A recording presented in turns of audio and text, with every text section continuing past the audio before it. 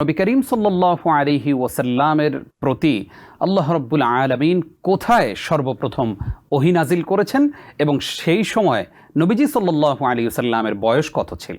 নবী সাল্লাল্লাহু আলাইহি ওয়াসাল্লামের উপর প্রথম ওহী নাজিল হয় গারে হেরাতে, যেটি জাবালুন নূর নামক একটি পাহাড়ে অবস্থিত। নবী সাল্লাল্লাহু আলাইহি সাল্লাম তার জীবনের একটা পর্যায়ে তার কাছে নির্জনতা ভালো লাগতো। এটা আল্লাহই তার কাছে ভালো লাগাতেন, কারণ তার উপর একটা বড় দায়িত্ব অর্পিত হবে। ওহী নাজিল হবে তার উপর, সে ওহী প্রচার, সে ওহীকে অ্যাবজর্ব করা, বহন করা এবং সেটাকে নিয়ে সেটাকে আত্মস্থ করে মানুষের কাছে সেটাকে প্রচার করে বিশাল বড় দায়িত্ব। ফলে রাসূল সাল্লাল্লাহু আলাইহি সাল্লাম লোকালয় থেকে একটু দূরে তিনি নিজেকে প্রস্তুত করছিলেন। আল্লাহ সুবহানাহু ওয়া তাআলা তাকে মানসিক কিংবা শারীরিক নানা রকম চর্চার মধ্য দিয়ে তাকে প্রস্তুত করছিলেন, এবং সেখানেই যখন তার বয়স 40 পূর্ণ হয়, তখনই তার উপর ওহী নাজিল হয়। 40 বছর বয়স, এটা একটা গুরুত্বপূর্ণ বয়স। আমরা আমাদের প্রখ্যাত একজন ওস্তাদ, মদিনা ইউনিভার্সিটির প্রফেসর ডক্টর আকরাম দিয়াউল উমারি, যিনি কিং ফয়সাল পুরস্কার পেয়েছিলেন তার ইতিহাস বিষয়ক এবং সুন্নাহ বিষয়ক তার চমৎকার আমলের জন্য, তিনি আমাদেরকে বলেছিলেন আমাদের একটা ক্লাসে যে 40 বছর খুব গুরুত্বপূর্ণ। মানুষের মধ্যে একটা পূর্ণতা আসে, তার চিন্তা চেতনায়, তার বুদ্ধি এবং তার অবজারভেশন, তার এক্সপেরিয়েন্স, তার এলেমের একটা পরিপূর্ণতা অর্জন হয় যখন মানুষ এলমের সাধনায় কিংবা জীবন সংগ্রামে সে উত্তীর্ণ হতে থাকে। তো এমনই একটা সময় আমরা জানি যে রাসূল সাল্লাল্লাহু আলাইহি সাল্লাম সেই তার জন্মের পর থেকে খাদিজা রাদিয়াল্লাহু তাআলা আনহার সাথে তার বিবাহ, ব্যবসা বাণিজ্য, সামাজিক কাজ, হেলফুল ফুজুল ইত্যাদি সবকিছুর পর যখন একটা পরিণত বয়সে তিনি পৌঁছলেন, 40 বছর, যার আগ থেকে তিনি নবুয়তের এই দায়িত্ব পালনের জন্য আল্লাহ তাকে প্রস্তুতি দিচ্ছিলেন।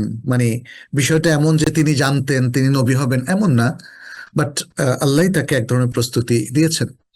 সে গারু হেরার মধ্যে যখন তার উপর ওহী নাজিল হয় এবং ওহীটা নিয়ে আসে, আমরা সকলে জানি, জিবরিল আলাইহিস সালাম, যিনি তাকে বলেছিলেন ইকরা, পড়ো।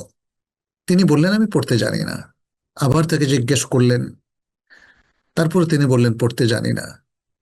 এভাবে তৃতীয়বার জিজ্ঞেস করার পরেও তিনি বললেন পড়তে জানি না।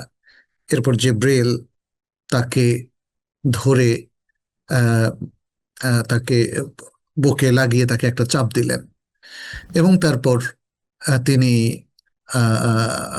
মানে অনেকটা যেন তার মধ্যে সে প্রস্তুতি চলে আসলো ওহীকে ধারণ করার, এবং তিনি পড়তে শুরু করলেন জিবরিল আলাইহিস সালামের সাথে এবং সূরাতুল আলাক নাজিল হলো।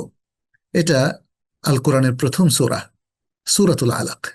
বিসমিল্লাহির রহমানির রহিম, ইকরা বিসমি রাব্বিকাল্লাযী খালাক, খালাকাল ইনসানা মিন আলাক, ইকরা ওয়া রাব্বুকাল আকরাম। এভাবে সূরার সবগুলো আয়াত নবী সাল্লাল্লাহু আলাইহি ওয়াসাল্লামের উপর নাজিল হলো এবং তিনি পড়লেন। আমরা জানি যে কোনো প্রস্তুতি আসলে কঠিন একটা প্রস্তুতি। যেমন একজন লোক যদি মহল্লার বড় মসজিদের ইমাম হতে চায়, তাকে অনেক প্রস্তুতি নিতে হবে। দাঁড়ি হতে চায়, তাকে প্রস্তুতি নিতে হবে। ডাক্তার হতে চায়, প্রস্তুতি নিতে হবে। প্রকৌশলী হতে চায়, তাকে একটা লম্বা টাইম ধরে প্রস্তুতি নিতে হবে, তাই না? জি। নবী সাল্লাল্লাহু আলাইহি সাল্লামও সেই প্রস্তুতি নিয়েছেন, বাট তারপরে যখন মানুষের উপর দায়িত্ব চলে আসে, সে দায়িত্বের ভার অনেক বেশি। নবী সাল্লাল্লাহু আলাইহি সাল্লাম নবুয়তের এই যে বড় দায়িত্বের ভারটা তার কাছে অনেক ভারী মনে হলো। তিনি অসুস্থ হয়ে গেলেন, তার শরীরে জ্বর এসে গেল এবং তিনি প্রকম্পিত হয়ে তার বাসায় ফিরলেন। বাসায় ছিল তার স্ত্রী, প্রিয়তমা স্ত্রী খাদিজা রাদিয়াল্লাহু তাআলা আনহা। খাদিজা রাদিয়াল্লাহু তাআলা আনহার কাছে এসে তিনি বললেন, আমাকে কম্বল দিয়ে জড়িয়ে দাও, আমি অসুস্থতা ফিল করছি। খাদিজা তখন জানতে চেষ্টা করলেন যে কি হলো। তিনি তখন পুরো ঘটনাটা বর্ণনা করলেন এবং বললেন যে তিনি ভয় পাচ্ছেন। তখন খাদিজা তাকে সে ঐতিহাসিক আহ বাণী দিয়ে তাকে সান্ত্বনা যোগালেন যে আপনি ভয় পাবেন না, আপনার তেমন কিছুই হয়নি। আহ আপনাকে আল্লাহ কখনোই অপমানিত করবেন না। আপনার রয়েছে ভালো ভালো গুণ। আপনি অতিথি পরায়ণ, আপনি মানুষের বিপদে তার পাশে দাঁড়ান, আপনি মানুষের কল্যাণ সাধন করেন। এভাবে চমৎকার সব তার সুকীর্তিগুলো একে একে উল্লেখ করে তিনি একজন পতিপ্রাণা স্ত্রীর মতো তাকে সান্ত্বনা যোগালেন। সুবহানাল্লাহ। একজন নবীকে তার স্ত্রী সান্ত্বনা দিচ্ছেন, কি চমৎকার! একজন স্ত্রী যে তার স্বামীকে প্রচন্ড ভালোবাসে, তার বিপদের দিনে, তার অসুস্থতার দিনে তার পাশে দাঁড়িয়েছেন এবং তার জীবনের সুন্দর কথাগুলো বলে তাকে সান্ত্বনা যোগাচ্ছেন। এক অসাধারণ চিত্র, একটা অসাধারণ মুহূর্ত নবী জীবনের এবং খাদিজা রাদিয়াল্লাহু তাআলা আনহা তার স্ত্রী জীবনের এক চমৎকার দায়িত্ব পালন করেছেন। ফলে নবী সাল্লাল্লাহু আলাইহি সাল্লাম শান্ত হলেন এবং ধীরে ধীরে প্রশান্তি অর্জন করলেন। দেখেন, স্ত্রীরা যদি আমাদের স্বামীদেরকে এভাবে সান্ত্বনা যোগায় তাহলে পরিবারে কোনো অশান্তি থাকে না, একটা সুখী পরিবারে সেটা পরিণত হতে পারে। নবী সাল্লাল্লাহু আলাইহি সাল্লাম ধীরে ধীরে শান্ত হলেন এবং যখন সুস্থ হলেন তখন খাদিজা আবারও আরেক চমৎকার দায়িত্ব পালন করলেন। কি করলেন? তিনি তার চাচাতো ভাই ওরাকা ইবনে নওফলের কাছে নিয়ে গেলেন, যিনি সেই সময়ে আহলুল কিতাবের কিতাব সম্পর্কে পর্যাপ্ত জ্ঞান রাখতেন এবং যেহেতু তিনি কিতাব সম্পর্কে দক্ষ ছিলেন, ফলে ওয়ারাকার কাছে গিয়ে যখন তার কাছে পরামর্শ চাওয়া হলো, তিনি তার নিদর্শনগুলো, তার পুরো ঘটনাবলী শুনে বুঝতে পারলেন যে এটা তো আসলে স্বাভাবিক কোনো বিষয় নয় এবং তিনি বললেন, আপনার কাছে যিনি এসেছেন তিনি হলেন আল্লাহর পক্ষ থেকে বার্তাবাহক জিব্রিল। তিনি নবী ছাড়া আর কারো কাছে আসেন না, অতএব আপনি হবেন শেষ নবী, ভবিষ্যৎ মুসলিম উম্মার নবী।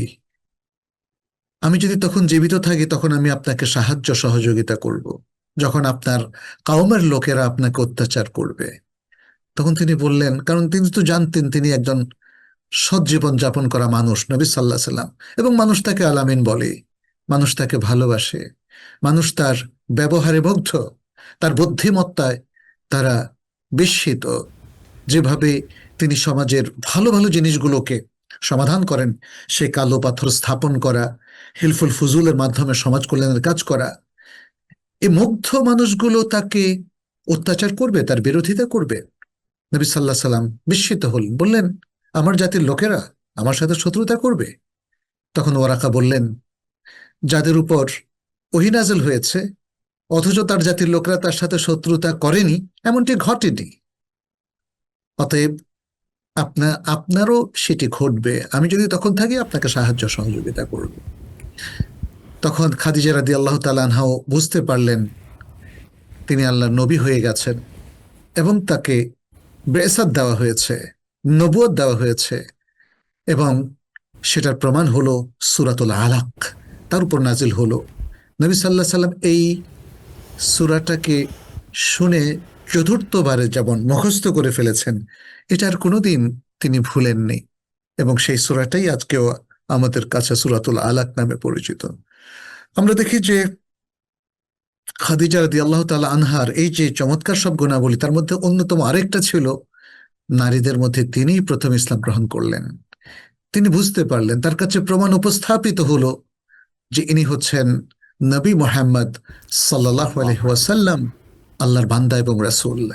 তিনি ঈমান আনলেন স্বামীর প্রতি এবং এই ব্যক্তির প্রতি, যে ব্যক্তির সততার ব্যাপারে তার মধ্যে বিন্দু মাত্র কোনো সন্দেহ ছিল না, তার ভালাইয়ের ব্যাপারে, তার চমৎকার বক্তৃত্বের ব্যাপারে। এভাবেই শুরু হলো নবী সাল্লাল্লাহু আলাইহি ওয়াসাল্লামের নবুয়তের জীবন। Adin Television, a complete way of life.